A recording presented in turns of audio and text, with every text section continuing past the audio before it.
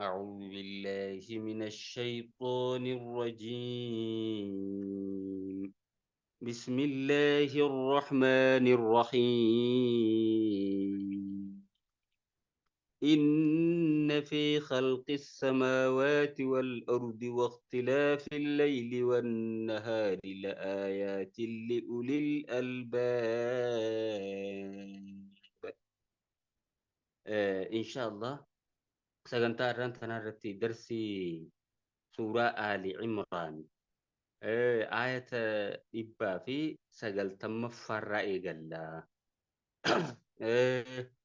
إن في خلق السماوات والأرض ومما سمي تربني في لفا خيست واختلاف الليل والنهار والأبا هلكني في قجا خيست يجارا هلكني في قجان إفما فو والأبا لام هلكن دكنا guyyaan ammoo kan gartee ifaadha. Yookiin waqtilaafil leeyli wan nahaariini walirraa bakka bu'uu halkanii guyyaa jechu. Halkan kutuu guyyaa dhufaa guyyaan kutuu halkanii dhufamma. Isaan kun walirraa bakka bu'uu ayya isaanii san keessatti la'aayaatiin mallattooleen dandeettii rabbii tahaadha li'ulil albaaba. Warreen qalbii qulqulluu qabaniif jechaadha. Uumamuma samii torbanii fi lafaa tana keessatti yoo gallaale ittiin gorfamu jechuudha. Halkanii fi guyyaan wal dhabuu kana keessatti xiinxallaanis warreen qalbii qulqulluu qabaniif kana keessatti mallattoolee dandeettii rabbiitiitu jira jechaadha. Ulil albaabiin sun warreen akkami jennaani? الذين يذكرون الله سالسون ورين الله ذكرني ورين ربي ذكرني ربي يادتني قياما جتوني دابتو والتاني في وقعودا أي تاو والتاني نسي الشرا وعلى جنوبهم جناچ ساني رتي على جراني نسي جتشو جناچ تغچي سنيس خذكري ربي قدني ويتفكرون يجون خطين تلني خقدل اللالني في خلق السماوات والأرض وما سمي تربني في لفا خيست خقدل اللالني يجارا ربنا هنا قائلين ججو مقول لقول ما ذوفني ربنا ما خلقت هذا باطلنين قائلين خجأنا لتانين ربنا يا قفتا خينيا ما خلقت هذا يجونة وان كان وان أمني باطلا جتوني بلاش أمني جرا أكنما تلفن أمني تبافن أمني يا ربي حكمة أمتي قبدا سبحانك جتوني أتقول كلفت يا ربي وقفكنا جتون نتكسي عذاب النار جتوني أدب إبدا سنرى يا ربي نتكسي جرا akkana jedhanii warra xiinxalani jechuudha. Jaadha. Rabbi ni dakkaru laa amma gartee dhaabbatoo ta'an taa'oo ta'an cinaachattis yoo ciisan uumama samii torbanii fi lafaa kanaas gadi lallaalan jechu. Jaadha. Xiinxaluun kun jiraachuun waan gaariidha laamma. Uummata si fakkanaa qabuu jechuudha.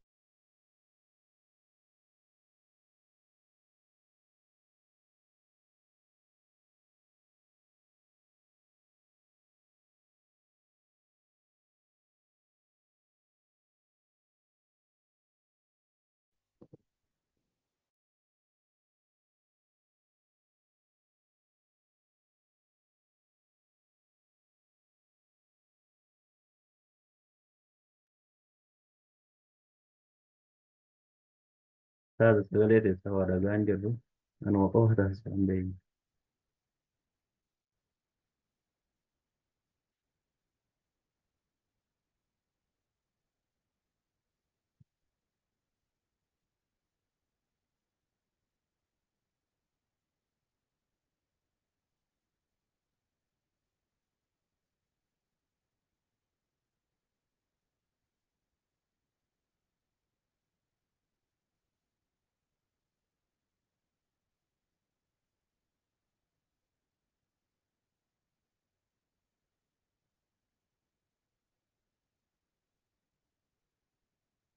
سعيد أستاذ أكوس كان ديبس شبكة باسن.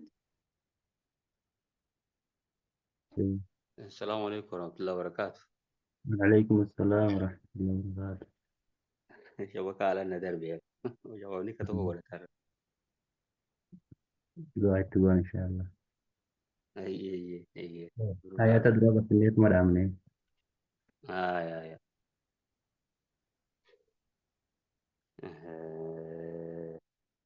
أي الذين يذكرون الله جتوني أولي الألباب سن ور رب ذكرني قياما جتوني أي دابتنيس وقعودا جتون تاءنيس وعلى جنوبهم cinaacha isaaniitti ciisaniis warreen rabbi zakkaran jechaadha.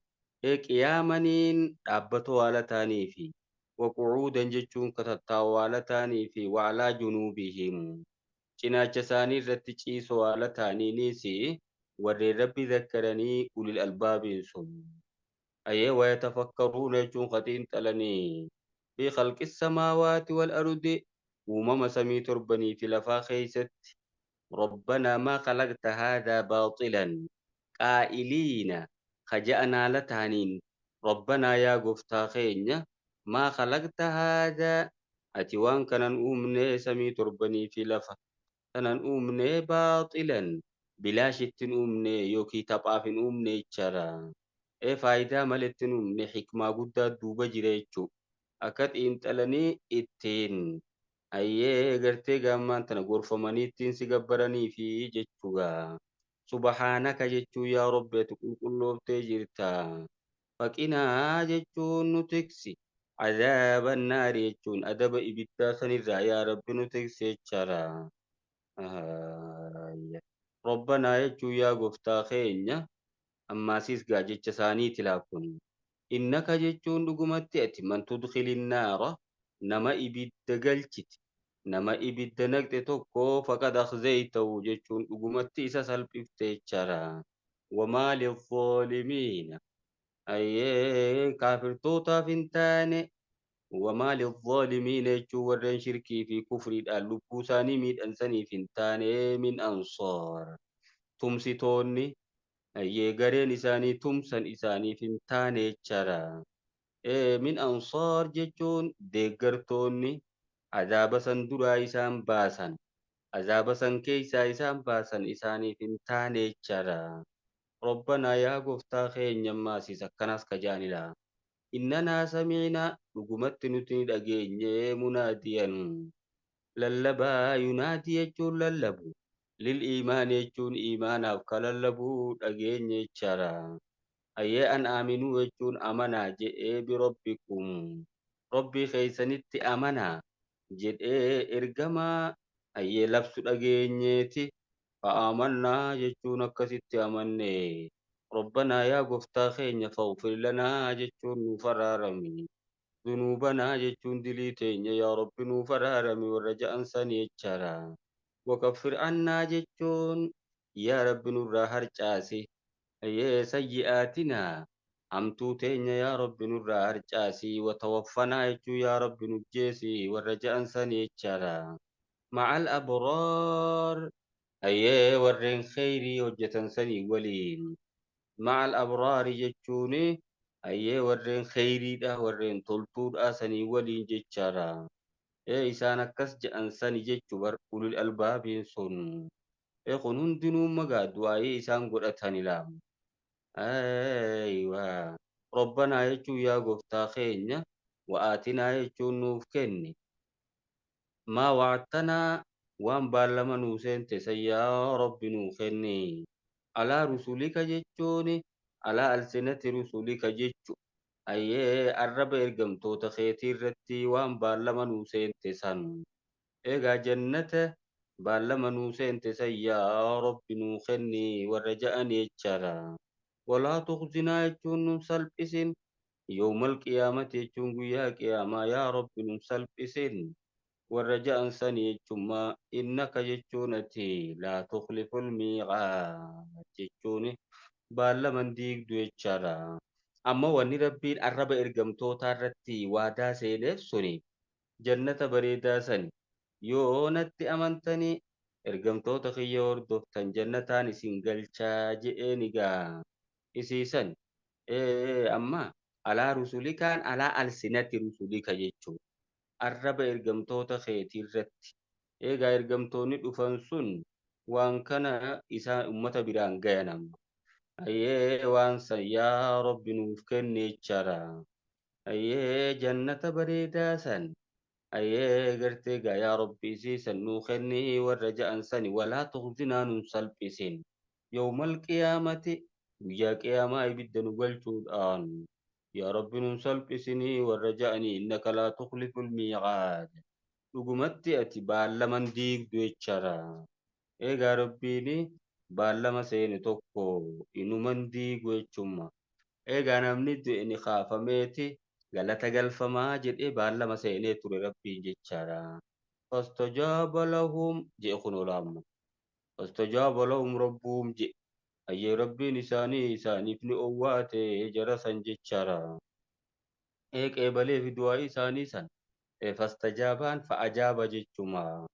Fa'ajaaba jechu ziyaadaan tun ma'anuma aslii gartee jecha aslii sani fa'ajaaba jechuudha. Du'aa isaanii san Rabbiin qeebalee fila. Fastajaaba lahum rabbuhum jechuun Rabbiin isaanii abookanii isaanii qeebalee jechaadha. Maal jechuudhaan anni laa udhiicu bi'anni jechuudha. Hiika ba'atti bakka tana jira laamu. Ayyee anni laa udhiicu jechuun ani hin balleessu lafan balleessu amala caamilin minkum hujii gartee gaa hojjetaa isinirraa ta'e ayyee nama tokko gartee gaa'ee kheyrii hojjete duraa lafan balleessu min dakariin jechuun dhiiras ta'e ho'unsaa jechuu yookiin dhalaas ta'u jechu duraa lafan balleessu je'ee Rabbiin kadhaa isaanii san owwaatee fi qeebalee feechara.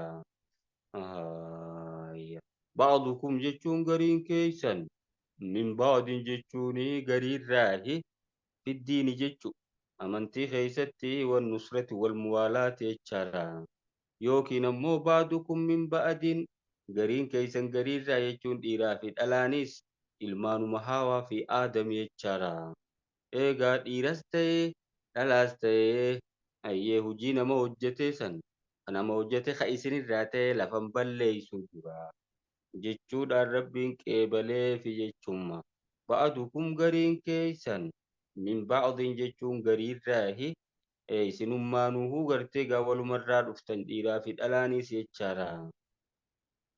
Bakka kanatti imma gartee gaa bakka hojjetuu kanatti dhiiraa fi dhalaanis tokkuma jechuudha. Hujii isaan hundaatu lafan balleeysu. فالذين هاجروا ورين قدانا أي منين ساني بيا دلوت ساني قدانني وأخرجوا خبافمن من ديارهم منين ساني خنيا فمن وأودوا خرك فمن في سبيلي خراخي خيست قرت قامان في سبيلي جرم وأودوا جتشون خرك فمن في سبيلي خراخي خيست خرك فمن جتشو diin kanarratti cinqamanii rakkoon addaarra geessimu. Waqaataluu jechuun qalolanii waqutiluu ka ajjeefaman ammaas harka aduwwiitiin. Law kaffiranna canuhum ani isaanirraa nin sattara yookiin nin harcaasaa sayyi'aatihim. Hamtuulee isaanii tan isaan hojjetan irraa hin harcaasaa wala udkhilannahum wallaahi isaan nin galcha jannaatin tajrii jannatoota yaatu sammin taatiyaa jalasiidha. Al-anhaaru laggeen adda addaa tanii yaatu taniin isaan naqa jechaadha. Akkas jedhe laama Rabbiin. Warreen biyya isaanii irraa godaananii manneen isaanii irraa yaafamanii karaa diin Rabbii kana keessatti rakkifamanii kaayyee aduwwiidhaanis lolanii ajjeefaman shahiidummaadhaan isaan sanamtuu isaanii irraa hin harcaasa. Jannatoota adda eemmaasis jala isiidhaa. Laggeen adda addaa yaatu saniin galchaa sawaaban min indillaa. Sawaaban jechuun minda min indillaa jechuun Rabbi biraa ta'e haala ta'een jechaadha. Eegaa mindaa Rabbi biraa ta'e ajiriidha jechu. Wallahu indahu Allah isa biratti haadha husnu sawaab. Ayyee deebiin bareedaan mindaan bareedaan Rabbi bira jira jechu husnuu kana. gara athawaabitti idaafaa godhuun min idaafati sifati ilal mawsuufi jedhan wallaahu cindahu athawaabul hasanu jechu mindaan bareedaan rabbi bira jira laa yagurrannaka jechuuni hayyasin gawwoomsin jedhe rabbiin nabi muhammadin sallallahu alaihi wasallam laa yagurrannaka sin gawwoomsin taqallubu alladhiina kafaruu ayyee olii gad gartee deemuu warreen kafree kun fil bilaadi biyyoota keeysa warreen kafran kun amma elaa biyyoota keeysa nagayumaan ayyee bobbaanii galanii imaltuu deemaniitis nagayumaan galuun isaanii kun jechaadha laa yagurrannaka jechuun sin gawwoomsin taqallubu alladhiina kafaru gara gaggaluu warra kafree kun olii gad deemuun fil bilaadi biyyoota keeysa nagayumaan bobbaanii galanii ammaasis deemanii imaltuu addaa bakka adda addaa deemanii nagaan deebi'uun kun jechaadha. Egaa bal'ina keessa jiru jireenya laafaa keessa jiru ni daldalatu ni bashannanu. Egaa kun hundinuu jiraatuun kun hayyeessin shawwadiin sin gawwoomsin jechaadha. Mataa'uun qaliiluun inni isaan itti jiran kun haadaa jechuun inni kun mataa'uun qaliiluun qananii xiqqa. Ka addunyaa kun waan gabaabaa qananii gabaabaadha. Thumma ma'waahum jahannamu san booda immoo qubsumti isaanii ibidda jahannami jechuun san ilaa jireenyi hamaan. Bashannanimmaan tanaa kun hayya yeroon isaa gabaabaadha. Wabi isal mihaad jechuun firaashini jahannam sun waa hammaatee jedhe rabbiin. Laakiin illadhiina ittaqaw rabbahum garuu immoo warri rabbii isaanii sodaatan san لهم جتون إساني تاتودا جنات جنتون تجريات من تحتها جلا إسيدا الأنهارون لقين الدادات نياتو خالدين فيها تشخيست وارو على تانين جرات اليوم نزولا جتون أفيرا من عند الله جتون ربي براته جتشارا إيغا جنن نسون أيه أفيرا ربين قرتيغا إسان أفيره قبئيسي جت إيغين يجتون nuzulan jechuun qophii min indillaahi rabbi biraa ta'e haala ta'een jannatoonni sun qophii rabbiin qopheesseef jechuudha barammaa wamaa indallaahi waan rabbi bira ta'eetu khayrun jechuun irra caala lil abraar jechuun warreen khayriidhaatiif jechaadha nuzula jechuun ammalaa waan keeysummaadhaaf kabaja keeysummaatiif qopheeffamu san ilaamu ikraama addaa ka isaanii godhamu san jechaadha وما عند الله خير والرب برتي تجعل الأبرارين ورقرتك خير الآتي جتشو ورق قلبي نسانيتي سي خير وجد أي جتشو نسانيتي في قتشو نسانيتي سي تو خير متيلام ربي نسك سمت وما غاري غلط غلچيف ما أي الجزاء من جنس العمل نام أي غلني غرتي غوسما وجيسني ولين توكو جتشو gaarii hojjannaan gaaruma galata galfamtamu bareeddu jechaadha. Wa inna min ahlil kitaabi warreen kitaaba kennaman irraa ni jira Yahudaa fi Nasaaraa irraa. Laman yu'minu billaahi nama rabbitti amanuutiitu jira wamaa unzila ilaykum. Qur'aana gara keeysan buufamettis ka amanuutu jira jechu. Wamaa unzila ilayhim kitaaba isaanitti buufame sanittis ka amanuu jira. خاشعين لله رب صدات والتانين جتشرا لا يشترون يجون فلة بآيات الله بك آياتو ربي تيسان برجلتوسا ثمنا قليلا ما لك الدنيا تكا خنم فلة الدنيا جلن قرن جتشو أنكو ما أركتن تنفا جلن كتن قبين ما ستي غرتغا أركتن كنفا جلن كتن جتشرا مال قدو جتشو ما كتاو مسانيت أمنانيتي kitaabuma isaan bira jiru san irratti deemuu warri akkasiitis jira jechuu ulaa'ika isaan akkasiisan lahum isaaniif taha ajruhum jechuun mindaan isaanii inda rabbihim rabbii isaanii biratti isaanii tahaadha jechaadha kun amma akka warra akka abdallah ibnu salaam kana faadhaga isaan keessaa warreen amanatan inna allaha sariicul hisaab dhugumatti allahni saffisaa qormaataa jechaadha qormaata yeruma gabaabduu keessatti qo'ee fite yaa ayyuhalladiina aamanuu isbiruu yaa warreen rabbitti amantan isbiruu jechuun obsaa jedhimma. Obsaa jedhe rabbiin waa hedduu jira bar obsaa jedhe ayyee wasaabiruu jechuun aduwwiillee injifadhaa jechuun obsa kanaan. Aduwwiillee abdii kutachiisaa jechuun wasaabiruun obsisiisaa jechuun laamma akka aduwwiin isinirraa abdii kutattu godhaa jechuun. Isiniin kun ciccimoo ta'uudhaan isbiruu jedhe laadduramma. Isbiruu obsaa alaa diinikum diin keessan irratti obsaa jechuun. Diin keessan amma rakkinaaf jechan dhiisinaa. Diin keessan bal'inaaf jechan dhiisinaa jenna. Qabeenya addunyaa kana fa'aaf jecha diin keessan hin dhiisinaadha.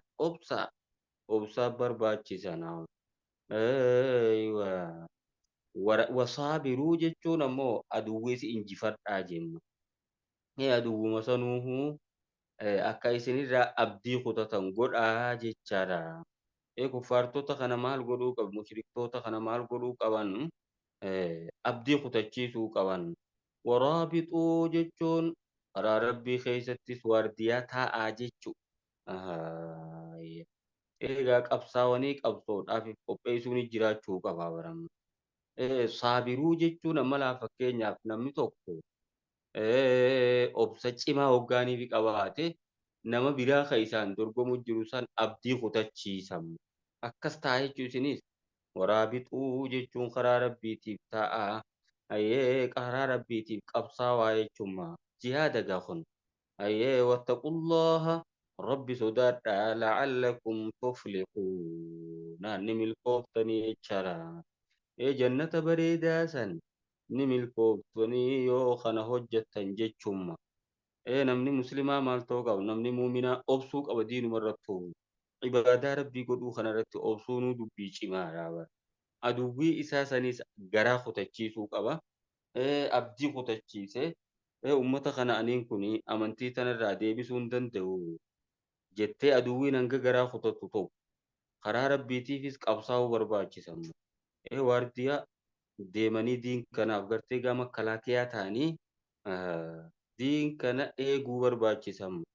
Sodaan rabbiitis barbaachisa. La'allakum tuflihuun. Kan harkannaan kana hojjannaan ni milkooftan jedhe rabbiin subhaanahu wa ta'aalaa. Tafsiira suuratun nisaa asirratti raawwanne maashaa Allah.